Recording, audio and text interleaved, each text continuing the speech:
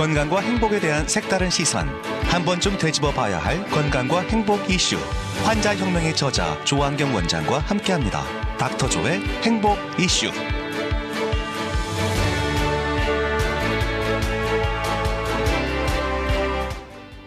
네, 목요일에 함께합니다. 환자혁명의 베스트셀러 작가 조한경 원장님 전화 연결했습니다. 안녕하세요, 원장님. 네, 안녕하세요. 네, 안녕하세요. 원장님은 언제 행복하다고 느끼세요? 이럴 때 행복하다라고 느끼시는 거 있어요? 일 끝나고 집에 갈 때? 그러면 문 열고 집에 들어가면요? 일하러 이제 직장에 갈 때는 불행한가요, 혹시? 이야, 저랑 비슷한 식으로 질문하시네, 이제. 아니, 그런데 일 끝나고 집에 갈 때는 기분이 좋은데, 그 집에 문을 딱 열었을 때, 그때부터는 좀 다르지 않을까요?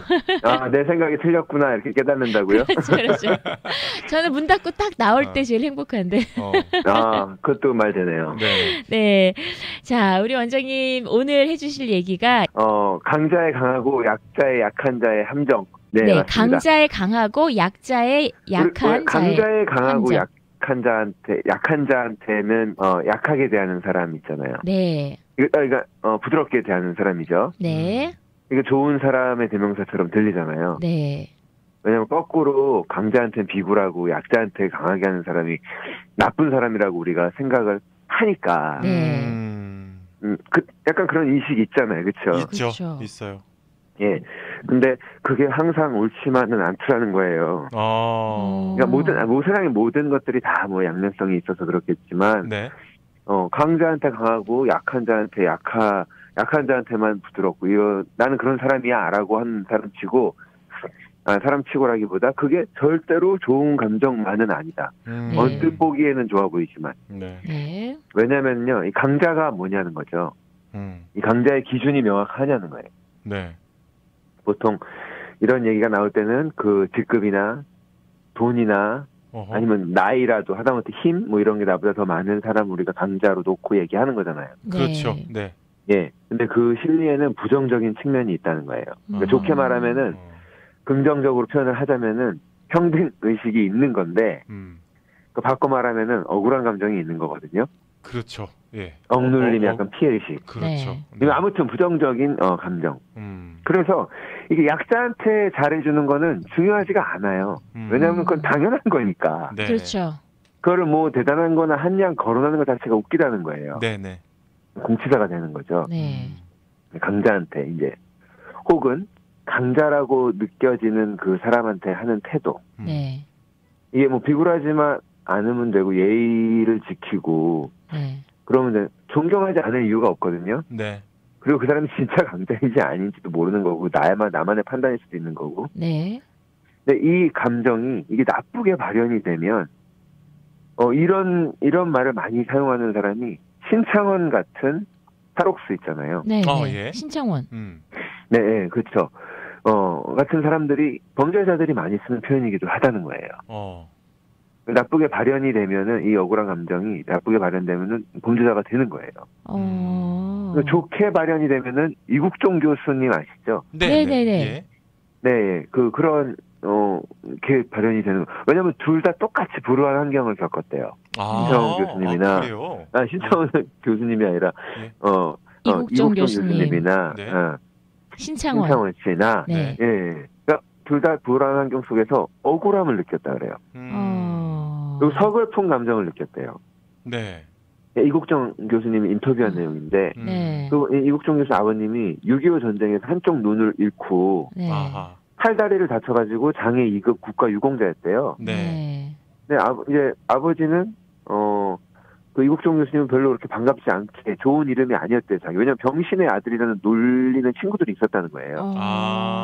그리고 당연히 가난했고, 네. 네.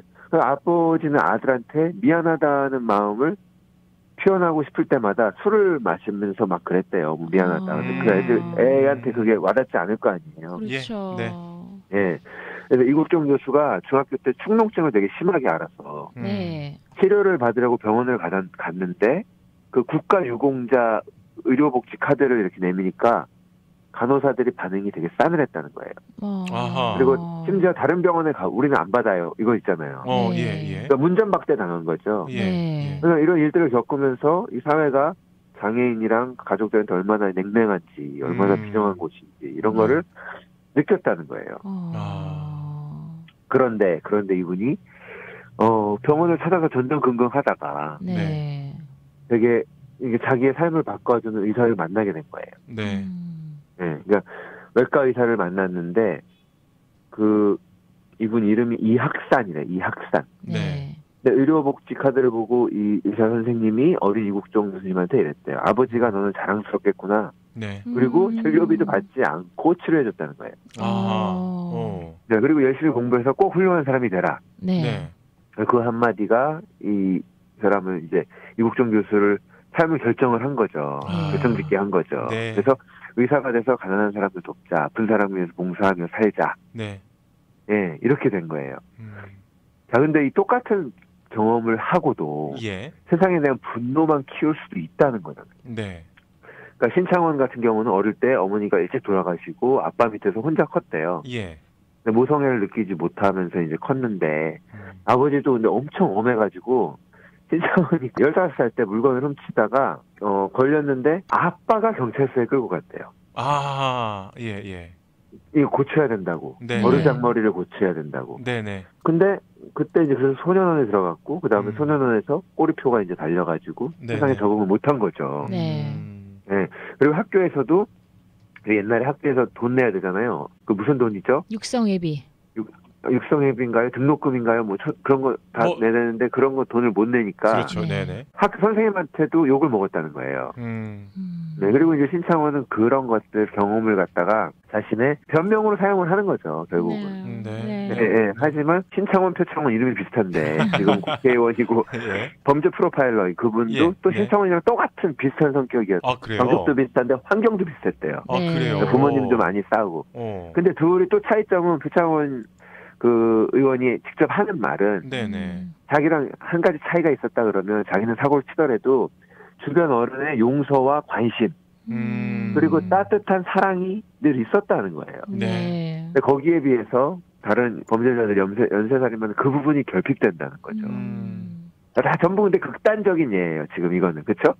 범죄자 아니면은 뭐 이국종 교수님 같은 극단적인 사람들이잖아요. 그렇죠. 네. 네, 대부분의 사람들은 우리 그 중간에서 그냥 평범하게 살죠. 네, 정말 평범한지는 모르겠지만 평범하게 묻혀서 살죠. 네. 그렇죠. 근데 이제 평범하게 묻혀 살다 보니까 이런 식으로 나오는 거예요. 직장에서 뭐 상사랑 부딪혀요. 네.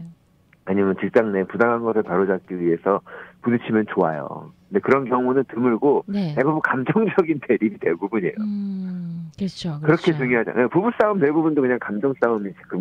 그렇죠? 국제 평화를 위해서 싸우는 부부 없는 것처럼. 근데 주로 이제 직장에서 상사랑 의견 대립이 있으면은 감정을 많이 감추죠.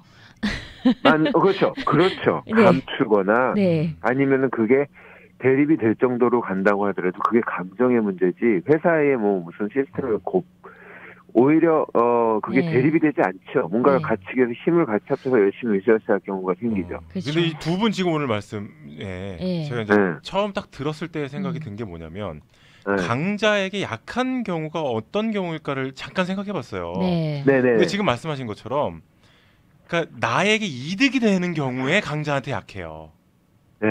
보통은 그렇죠. 내가 실익을 챙길 수 있을 때 강자에게 뭐 예를 들면 아첨이나 아부라는 말도 부정적인 말이 좀 의미가 들어있고 비겁, 비굴도 다 좀 부정적이지만 이런 행동들을 할 때는 그럼에도 불구하고 내가 챙겨야 할 뭔가 이속이 있을 때라는 거잖아요. 아니면은 강자가 그가 가지고 있는 힘과 권력 그런 걸 돈 이런 걸로 나한테 어떤 불이익이나 아니면 나를 못 살게 굴 가능성이 높은 그럴 가능성이 있죠. 나를 못 살게 굴 가능성이 있고 혹은 내가 예를 들면 그런 이속을 챙기기 위해서 강자의 속으로 들어가는 거죠. 오히려 뭐 좀 얻어낼 게 있나. 그러니까 모르는 척하고 그냥 살아갔으면 나랑 관계 없는 일인데 어쩌면 내가 좀 내 뭔가 이속을 실속을 챙기기 위해서 강자에게 더 다가갔을지도 모르겠다. 그 진영진 씨가 너무 좋은 지적을 해주신 거예요. 네. 분석을 잘 해주신 거예요. 네. 그래서 나는 난 세게 하는 사람한테 나도 세게 나가라고 말할 때 사실 그 사람이 정말 센 사람이 아닐 가능성이 크다는 거예요. 아, 그렇지. 네, 그러니까 그렇지. 그 사람이 정말 강자인지 그 기준이 뭐냐고 처음에 물어봤잖아요. 네네. 네, 그 사람이 진짜 강자가 아닐 수도 있다니까요. 네, 강자 나는 약한 사람한테는 잘해주지만 강한 사람한테는 강해. 이거 내가 굳은 의지가 있고 뭐 머리를 숙이지 않고 이런 거 나의 강직함을 강조하기 위해서 쓰는 말일지는 모르겠지만, 네네. 이 집안에서는 이렇게 말할 가능성이 커요. 뭐라고 말하냐면은 나는 틀린 말은 안 해. 부부싸움 하면서. 그렇죠. 그럼요. 아니, 네. 남편 입장에서는 아내가 네. 따뜻한 이렇게 둥지 같은 집안이 둥지 같은 이런 아내면 좋겠는데 아내 입에서 이런 소리 듣고 싶겠어요? 네? 거꾸로 여자도 마찬가지. 남편이라고 하면 좀 자상하면 좋겠는데 네. 이게 자상한 남편한테서 이런 말이 나오겠냐고요. 그러니까 맨날 남의 편 남편 이런 소리 나오는 거 아니에요. 그렇죠? 아니 틀린 말 안 하고 바른 말 해줬을 때 사람 될까 해서 그러는 거죠. 아니면은 나는 맞는 말만 해. 네. 이런 거 그렇죠. 똑같은 네. 말. 네. 그러니까 부부 사이에 맞는 말만 하고 살아서 그 관계가 잘 유지가 될까요? 그렇죠. 안 되죠. 그러니까 무슨 정의 실현을 해서 네. 그게 행복하겠냐고요. 꼭. 좋은 사회를 만드는 게 아닌 거죠. 그렇죠? 그러니까. 네. 근데 이게 잘 생각해 보세요. 왜냐면은 그러면 뭐 틀린 말만 하고 사냐고 맞는 말은 절대 안 하고. 네. 그럼 더 좋아지냐고. 네. 더 좋아져요. 왜냐면은 연애할 때를 생각해 보세요. 맞는 말을 거의 한 적이 없을 거예요. 그렇지. 그렇죠. 자기가 최고야. 네가 제일 세상에서 제일 이뻐. 죽도록 사랑해. 다 틀린 말이네. 정신 나가는 소리하고. 아니야. 근데 이거 확실하게 두세요. 왜냐하면 두 분 지금 뭐가 있냐면 그때 당시에 그게 가짜라고 생각하면서 말하지 않았어요. 지금 와서 생각해 보니까 가짜였던 거지. 그 당시는 다 진심이라고 생각하고 말하는 거죠. 안 그런 게 어디 있어요. 그때가 더 행복하지 않았냐는 거예요. 결국 네? 가짜인 줄 알았던 인지를 했던 못했던. 네. 그때가 더 사이 좋았잖아요. 그러니까 잊지 마셔야 돼요. 그러니까 립서비스하고 돈은 인간관계의 윤활유예요.